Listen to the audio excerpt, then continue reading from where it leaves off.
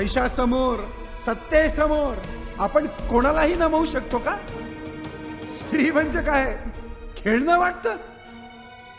स्वतःच्या सत्यतेची, शुद्धतेची सत्व परीक्षा स्त्रीनेच का द्यावी?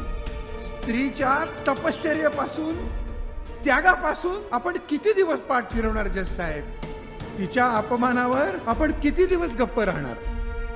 समान हक्कासाठी खऱ्या अर्थानं आवाज कधी उठणार आहे का? एका स्त्रीवर अन्याय होत असताना व्हिडिओ बनवणारा समाज कधी बदलणार? स्त्रीचा अपमान करणाऱ्या, तिच्यावरती हात टाकणाऱ्या कोणत्याही व्यक्तीसाठीचा दंड हा क्षुल्लकच आहे.